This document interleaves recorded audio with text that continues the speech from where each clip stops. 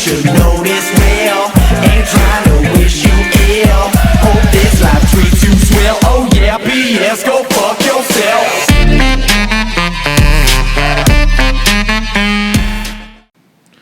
What's going on, everybody? My name's Hajilicious, and welcome back to my prediction series. Today, we're going to be taking on the Week 5 NFL matchup of Chargers at Raiders. But first, as always, let's get into this week's game.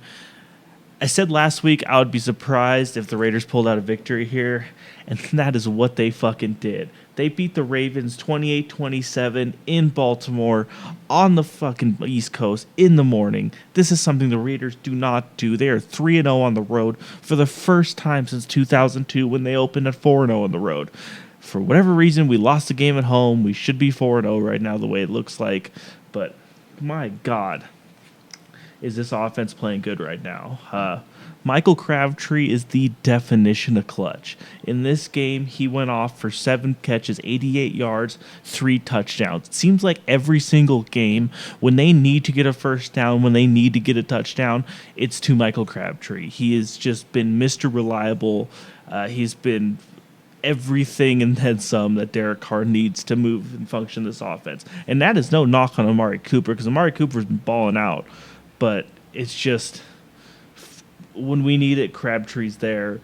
Carr played probably the best game of his career, not his career, but of this season so far. He only threw for 199 yards, but he threw down 4 touchdowns, and they were when we needed it.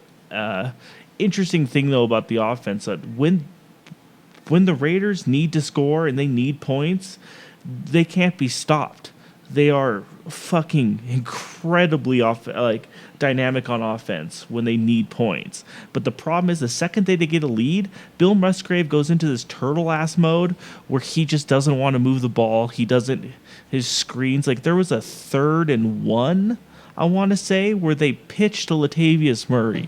And I don't know about you, but when you need 1 yard, I don't know why the fuck you would pitch the ball 5 yards back when you need to pick 1 fucking yard up. And of course, it got blown up, and I think that was the start of the Ravens' comeback, because the Raiders were up, I want to say like 21-12 when that happened, and the Ravens just came firing back. Like the defense has had an up and down games. This was a good game for the defense at points, but kind of a bad game overall. Khalil Mack, our fucking boy, got his first sack of the year. Him and Bruce Irvin pressures all fucking day. They lived in Flacco's dreams. Like Khalil Mack was just a man possessed. Like his sacks are gonna come, but good God, his pressures, people don't realize that. They don't look at quarterback pressures as much of a thing. They just if it's not a sack, it doesn't matter. But there was an instance for one of Khalil Mack's pressures pushed Flacco right into Bruce Irvin, and Bruce Irvin got a forced fumble. Speaking of which, that's the 3rd forced fumble for Bruce Irvin in 4 weeks. That guy is a fucking animal. Between him and Mack on the edges, quarterbacks are going to be having some goddamn fits this year. And those one-on-ones that Danico Autry's been picking up because of those two, it's been a race between Autry, Mack, and Irvin on who's going to get in the quarterback's face first. And Flacco's not an easy guy to take down either. It's the same problem that I think Khalil Mack's had for at least the 4 games this year, is he's going against not elite quarterbacks. I'm sorry, Joe. Sorry, Mr. Flacco. Not elite quarterbacks, but really above average good ones. I mean, Drew Brees an elite quarterback, but all these guys are really fucking smart football players, and they're not going to take a snap. They're not going to, he's not going to get his Brock Osweiler game against Joe Flacco. He's going to get it against Brock Osweiler. But moving on here, one thing that was different, I thought, in this game, what I didn't expect to happen was last minute Justin Forsett was a healthy scratch. The Ravens opted to use Buck Allen instead of Forsett. Buck Allen's more of a pass catching back, and that's exactly what the Ravens did. And they sure as shit almost beat the Raiders with their pass catching backs and tight ends. Like, that is the fucking Achilles heel of this Raiders defense right now, is tight ends. It wasn't Dennis Pitta had a quiet day, like three catches, like I think he was less than 30 yards. He was very, very quiet. But Crockett Gilmore popped off, and he was out there just busting big gains left and right. And if people remember, Crockett Gilmore was the Achilles heel to us last year when we beat the Ravens. So not really much of a surprise there. Both for the Raiders on their offensive line, they had a little trouble. Menelik Watson and Austin Howard were both out for this game, and the Raiders started their rookie Vidal Alexander. And fuck, what do I say here? Welcome to the NFL, rookie. Like, that's about all that I can really say about him. Welcome to the NFL, because he got fucking worked. And it might just be, he might have had a decent game. I have to look back at it again, but as far as I remember, he was the one giving up blocks. And I mean, the Ravens were doing him no favors either. They sensed blood in the water, and they put pressure on him pretty much every single snap. And that became an issue. Pushing. I mean, Carr did a magnificent job in the pocket, getting the ball out of there. But you could tell, I mean, those pressures were getting to him. And I hope Austin Howard or Menelik Watson are back soon, because we need those guys right now. One thing in this on one of the last touchdowns that the Ravens got, Flacco took a quarterback sneak in from like the 1 yard line. It was like 4th and goal or something like that. It was really bad to see the Raiders D give up that one. But Ravens had the balls. They went for the quarterback sneak and got it. On the next play, they went for the 2-point conversion, which was then intercepted by Sean Smith. And that right there that's the difference in the game right there. It was 1 point. And that 2-point conversion, could have completely changed the outcome of this game. But it was, like I said, the defense gave up a shit ton of points like they do. They got cut, Swiss cheese defense. But when the Raiders defense needed to make a stand, they did it. The very, very last drive for the Ravens was probably the best defensive drive that the Raiders had, because the problem that the Raiders have been having, like I mentioned earlier, was the offense goes into turtle mode, which causes the defense to spend more time on the field because there was just bad clock management. They had, they got the ball back with like 6 minutes to go in this game, and immediately within like 20 seconds off the game clock, 3 and out, and they're giving the ball back to Flacco and the Ravens, who almost made a comeback. They all they had to do was get in field goal range, and they couldn't do that. But because the last minute, the defense made a really, really good last stand. Carl Joseph had a tip pass that was almost intercepted by Reggie Nelson. Next play, Reggie Nelson came in on a blitz and caused Flacco to dump the ball off for an incompletion. Third down was just another dump-off pass. I want to say it was caused by Mac pressure. And then 4th and 10, Nelson broke up a pass on Kamir Aiken that would have gone for the first down and most likely put Justin Tucker, all-world kicker, into field goal range. But, they did what they needed to do in that last drive, because there was, the third quarter, there was a lot of hands on the hips, hands on the knees. You could see people sucking air. This game, Corey James, I almost forgot to talk about him, for fuck's sake. Corey James seems to be the answer at middle linebacker so far.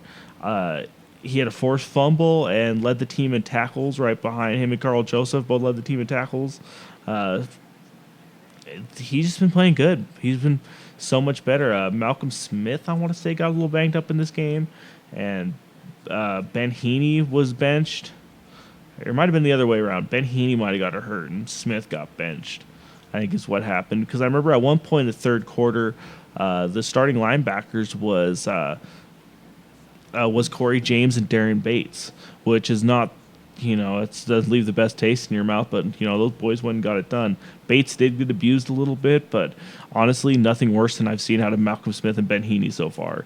So those guys right there seem to be the answer. Playing really good right now in the slot has been DJ Hayden. DJ Hayden has been put into this...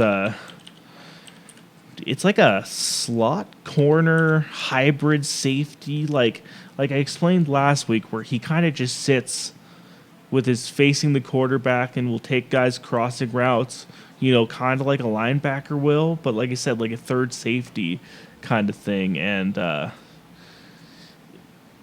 it's been paying the guy dividends because he's a very physical tackler, and that Reggie Nelson breakup was partly due. It was a kind of a mixed breakup between him and DJ. Like I said, he's been playing great. He's been proving me wrong all this year. I mean, maybe that's what it is. He's just not an outside cornerback. I mean, it's not worth a first round draft pick for the fucking guy, but or at least we'll make something out of him. Let's move on here. I'm kind of dragging this one on a little bit. The Raiders won this one 28-27, and now they have a home game coming up against the San Diego Chargers. Chargers are 1-3, and the Raiders are 3-1. This is a game that I had a quick mark off as a win, and I expect it to be a win.